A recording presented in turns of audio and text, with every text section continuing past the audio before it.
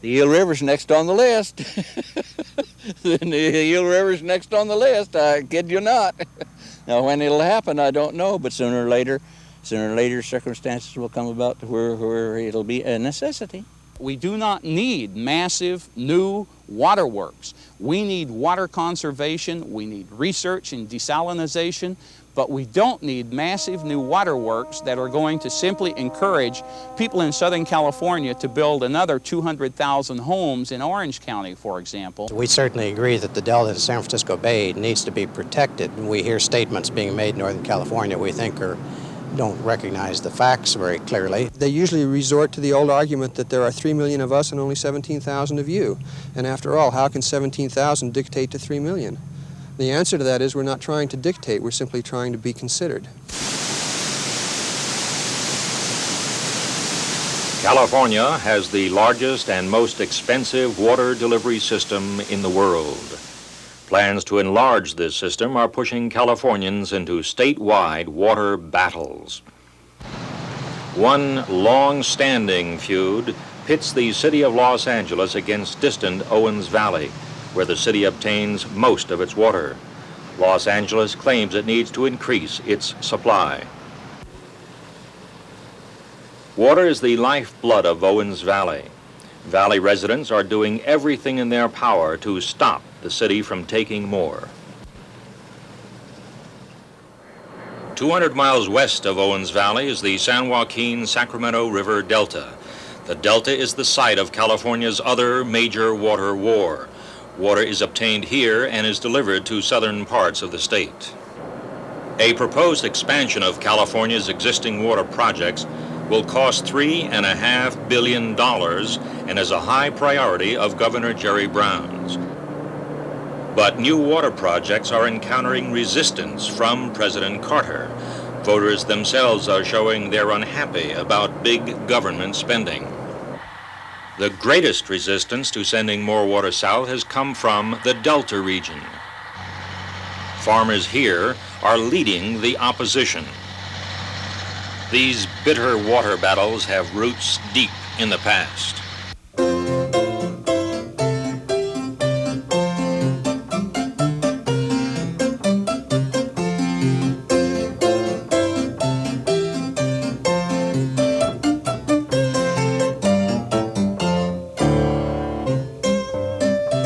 In 1912, mule teams began hauling sections of pipe for the Los Angeles Aqueduct.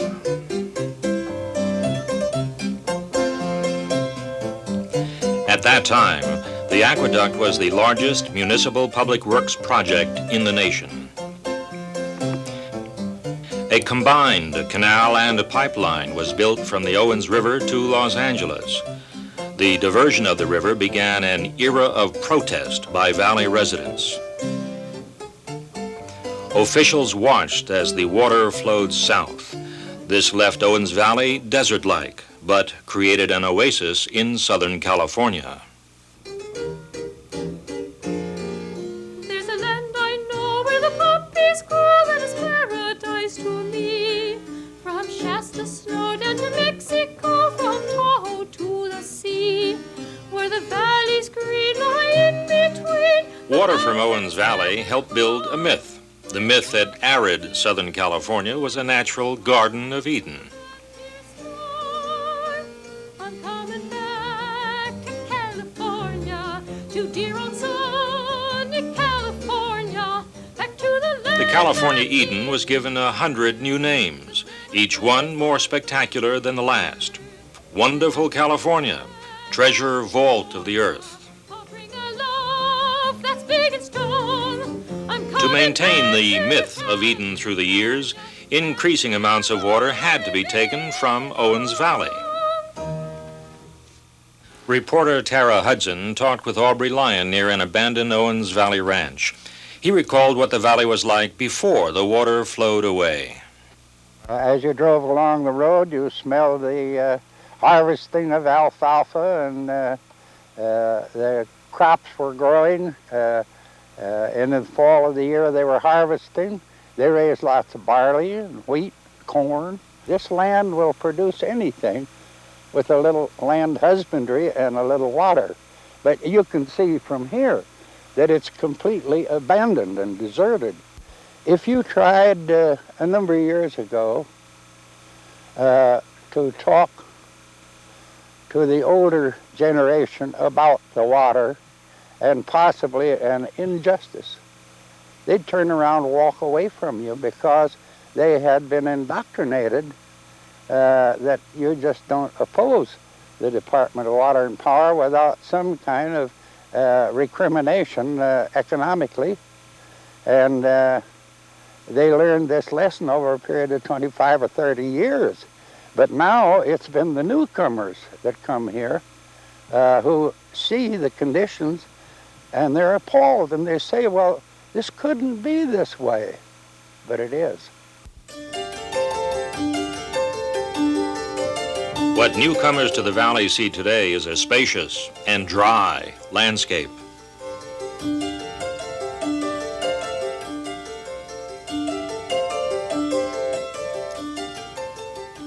But countless streams flow down from the high Sierra into the valley. It's these streams that supply water to the aqueduct.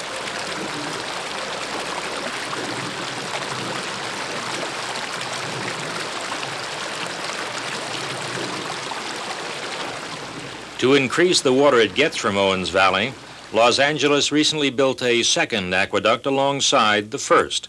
Both aqueducts begin 200 miles north of Los Angeles, near Owens Lake.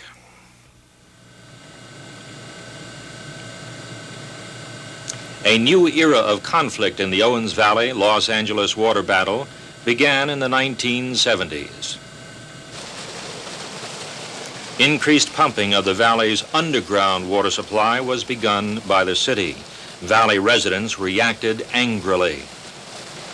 Cindy O'Connor lives in the Owens Valley town of Bishop and is president of the local League of Women Voters.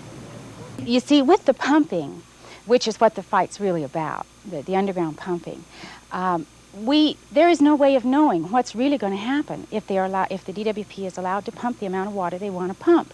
There's no database for us to work from. There's an assumption that there's so much water under the ground, and there is no there's no real information that anybody has. I think it's an age-old kind of fight. There's always been stories of the little guy fighting the big guy. That's not the whole purpose of the fight, but it is the traditional story of a small person or a small group being able to say, I have rights too, and you must acknowledge that. During the drought of 1976 and 77, Los Angeles pumps continued to operate. The valley was drier than ever, but the aqueduct was kept full by drawing on underground water. In charge of the aqueduct is engineer Dwayne Georgeson. The primary reason for developing the groundwater basin, the groundwater supply, is for periods of drought when we don't have the snow in the Sierras. The plan is to pump very little water during wet years, but in dry years, the groundwater pumping would be responsible for almost half of our supply, both to Los Angeles and here in the Owens Valley. Dwayne Georgeson commented on a touchy issue, Los Angeles' extensive ownership of Owens Valley property. Well, I guess we're a large landowner. That's one relationship we have. The major impact that we have is undoubtedly the result of our primary concern, that's supplying water to the people of Los Angeles. That's the main reason that the city is up in the valley, the reason that we continue to own the property. On the floor of the Owens Valley, we own probably 90% of the land that's not owned by the federal government. Smog-plagued Los Angeles is also desperate for clean sources of energy. Non-polluting hydroelectric power is generated as a byproduct of the water flowing from Owens Valley to Los Angeles. The primary need we have is to continue the use of the water that we have been getting. The reason being is that other sources of supply, like from the Sacramento-San Joaquin Delta, have what we think are much more serious environmental problems. The Owens Valley Aqueduct generates electricity as it flows to Los Angeles. The state aqueduct uses huge amount of electricity for pumping. And so it's an energy matter that's involved here as well as a water supply matter.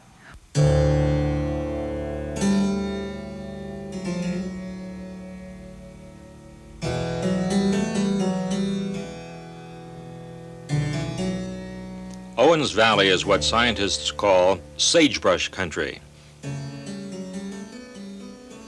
An amazing variety of tough plants live here. These shrubs and grasses color the landscape and hold loose desert soil in place.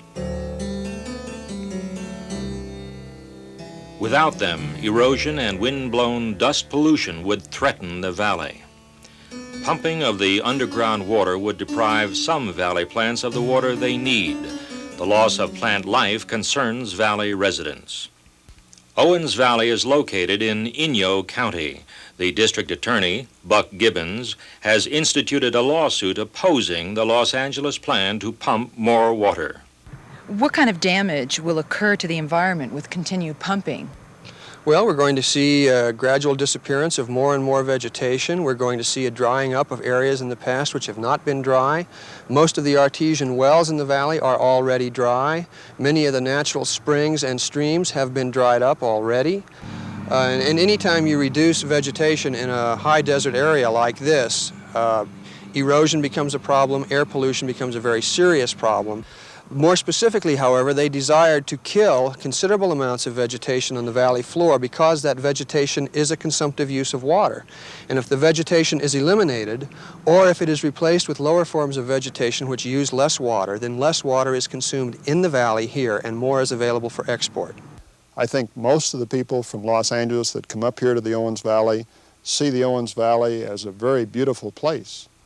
And they, I don't think, see that the groundwater pumping has to date, nor is it threatening to cause any serious environmental damage to the Owens Valley. I believe that if the people of Los Angeles recognized the issues here, they would mostly be on the side of Inyo County, because I think Inyo County's position is reasonable. I think it will withstand public scrutiny, whether it's in Los Angeles or Inyo County or anywhere else. Personally, I think the average person is not going to be able to see the impact of the pumping unless he's a very careful observer over a period of many years. We recognize that there's a great deal of water here. We recognize that Los Angeles has a legitimate need for some of that water. We don't think they have a legitimate need for all of it, and we don't think their need has been sufficiently documented to warrant destroying the valley to fill that need. Inyo is an Indian term for the mountains near Owens Valley. It means dwelling place of a great spirit. Paiute Indians make up a significant percentage of valley residents. Changes in the valley's environment have been closely watched by the tribe. You see this country through here, all up in here. This is where my people used to live many, many years before the white people ever come to this country, right through here. And I remember when I was a little boy, we used to go from our home to Big Pine, get groceries, while we'd go take the old road next to the Malpite and just winds around all the way up. And we used to stop there and drink water. And my old grandmother used to get out and talk to the Great Spirit and thank him for having good and clean water. I don't see anything wrong. The city owns the land. But I say this, it doesn't give them right to take the underground water. Owens Valley and Los Angeles are not alone in their prolonged battle over water. California's other great water war is taking place 200 miles away. The San Francisco Bay Area has a water struggle of its own, along with the nearby Sacramento River Delta, which feeds the bay. People in the Delta region, like the residents of Owens Valley, are trying to stop more water from being sent to thirsty Southern California. Huge pumps draw water from the Delta. Water is sent to the San Joaquin Valley and Southern California, but the state has proposed a major expansion of this system. This would draw water directly from the delta's source, the Sacramento River, instead of from the delta itself. The key element in this proposal is called the peripheral canal. Peripheral because it skirts the outer edge of the delta. The canal would connect the Sacramento River with the existing water project. The delta is a rich agricultural region. Farmers here don't want a canal that would send more water south. Jerry Robinson has been farming the delta his entire life. He fears that the canal would leave only poor quality water for delta farmers. Well, economically, I think it'd be quite ruinous to many farmers. I think myself that we would probably reduce our farming operation by 50% right in here. The greatest fear of delta farmers is that Southern California would take control of the canal.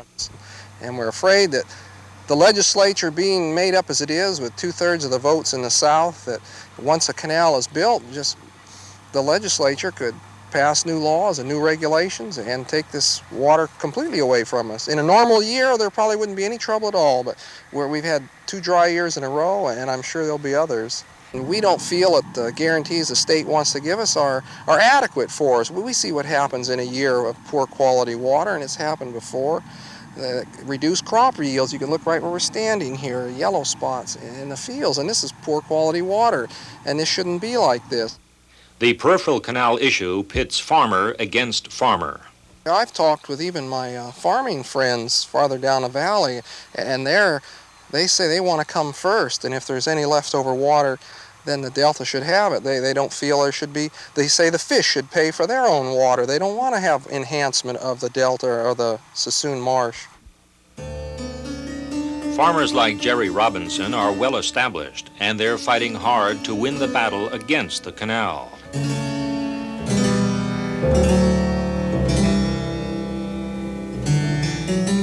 Far to the south, there are people fighting equally hard to build the canal. In the San Joaquin Valley near Fresno, it's cotton country. Here are some of the largest corporate farms in the state.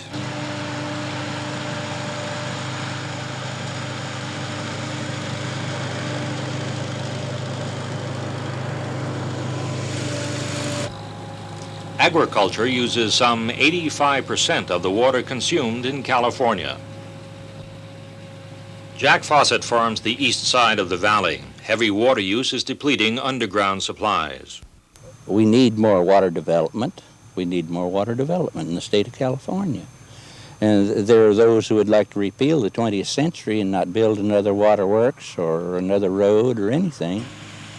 Jack Fawcett knows that large corporate farms have great political strength and that some Northern California fears are justified. I can understand the concerns of the people in the Northern California that see the water going south. And then on the other hand, if it isn't put to beneficial use, why, it seems like a dirty shame to run it out in the ocean. The concern is that the people in the south, where the votes are, will be able to control that canal and they'll dry them up, is what their concern is. And they have and I don't say their fear isn't justified to a certain extent. Do you think that could happen? Well, I would be hopeful it wouldn't. But it could happen. If the canal doesn't get built, what kind of alternatives do you see? Well, the alternatives are very difficult. And unfortunately, we'll have to farm less land if we have less water. Now, that's a hard decision to make. The tax assessor, he doesn't look at it that way, you know. The peripheral canal is only a beginning for Jack Fawcett. He envisions more dams on more rivers. Right at the present time, 42% of the average rainfall runoff and snowpack runoff runs out into the ocean yet in our North Coast rivers. And we in the South have our eye on them, believe you me. We're going to tap them someday. I don't know which day that'll be, but right always prevails in the long run. How about the Eel River? The Eel River's next on the list. The Eel River's next on the list, I kid you not. Now, when it'll happen, I don't know, but sooner or later, circumstances will come about to where it'll be a necessity. What about the San Francisco Bay? I do hear that it might hurt the San Francisco Bay if the canal is built. I don't think so. I don't think so. With the tidal action they've got there out through the Golden Gate, I don't see where they need that fresh water if they clean up their own backyard like they're making us do down in the San Joaquin Valley. Aqueducts carry Northern California water to the San Joaquin Valley and to Southern California. The complexity of this system has triggered intense regional arguments. State Department of Water Resources Director Ron Roby is attempting to mediate the arguments. My job has been to pull the whole state together, and I think I have a concern for the environment. I am also responsible for the water project, and I think that what our job is to do is to have a project that Southern California can support, that Northern California can support, that the Delta, the Bay, everybody can support. I don't think that any area of the state should be prevented from growing. I don't think it should grow unlimitedly, but I don't think that Californians should be in a position of saying all the growth has to occur in Northern California, or all the growth has to occur in any particular place. Now, one of the things that we're doing in managing the water resources now is saying that we've got to have water conservation and water reclamation and cut down that demand. There's a difference between cutting off all water supplies and using our water more efficiently and frugally than we are now. Many Northern Californians find it difficult to share Roby's optimism. Both San Francisco Bay and the aqueducts to Southern California must rely on water from the same source, the Sacramento River Delta. If more Delta water is sent south, there will be less fresh water to flush and cleanse the bay.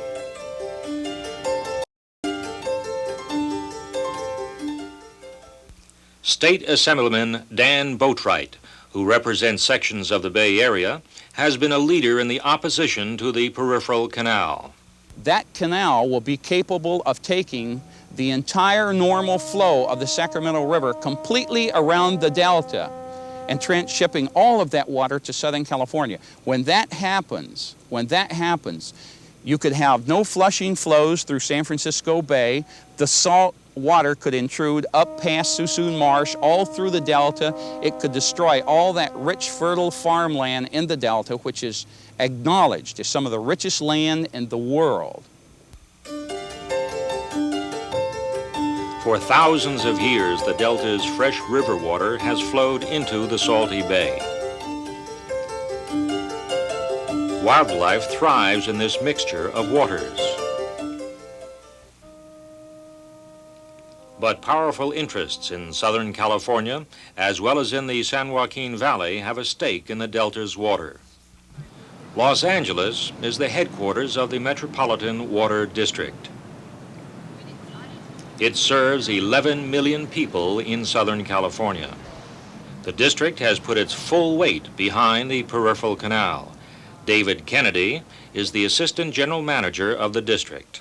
We are the largest contractor with the State Water Project, and eventually almost 3/4 of the supply for this area that we provide will come from the State Water Project. The peripheral canal is in essence the missing link in the State Water Project. Until we get a peripheral canal, we don't have a reliable water supply. We would like to have more assurance that the peripheral canal is going to be built. I say they don't need more water in Southern California, certainly not at the expense of detrimentally affecting the people and their environment in Northern California.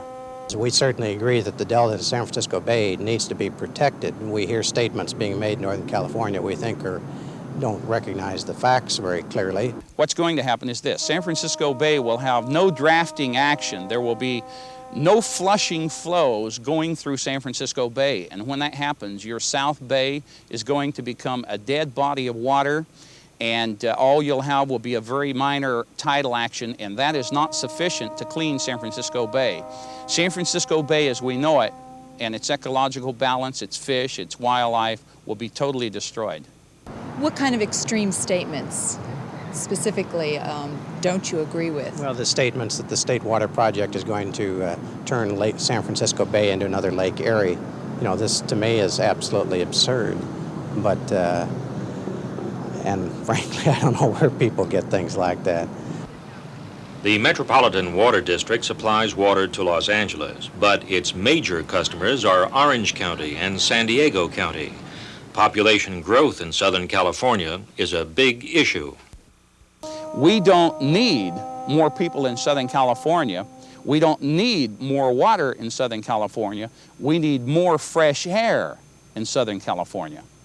And for the life of me, I cannot understand why people don't accept the thesis of President Carter, and that is right now that we do not need massive new waterworks. We need water conservation, we need research and desalinization, but we don't need massive new waterworks that are going to simply encourage people in Southern California to build another 200,000 homes in Orange County, for example. Orange County is still growing very much. San Diego County is growing a lot, and those are our two biggest service areas. Along the coastal part of Los Angeles County, it is not growing as much at the present. We seem to go through a lull in the early 70s where the population slowed down. In fact, some areas it actually stopped population growth. But now in Southern California, there's a spurge this last year. It seems to be going back up again. Does the water that Orange County and San Diego get, does that depend on the kind of growth that they have? Well, our policy is that we will meet the needs of the district, whatever their growth is, we are going to meet it. If the history of California water is any indication, the people in Southern California, and I'm not now talking about John Doe and Jane Doe, I'm talking about the people who are in power in Southern California, will take all the water from Northern California that they want. California's water wars won't be settled overnight, but one certain direction is emerging. If the state is to be kept in one piece, Californians will have to learn how to get along with a little less water, a little less development, and a little bit less of Eden. I'm very hopeful that responsible people in Los Angeles will recognize that the savings they have made could be extended indefinitely. If they could make that savings, into the future, that might solve most of the problem here. That might be enough to put things in balance here. The answer is not to say don't come to California because there's no more room here, or don't expand, but saying we're going to live within our means, and we're not going to dam our wild rivers, and we're not going to destroy the state in getting along with the state. My California, hear you lonesome girl calling. Honest, I ain't a stalling. I wanna come home, just hear me crying. I'm really crying. Nighttime finds me just like a willow, weeping there on my pillow, so lonesome and blue. Yes, longing for you. Oh dear, let the birdies sing. It's orange blossom time. I'll cheer 'cause I've got the ring and I hear those wedding chimes. Just let me warn ya. Tell my sweetie in California, my love is growing. I'll soon be going. I'm California bound. The preceding program was made possible by a grant from the California Public Broadcasting Commission.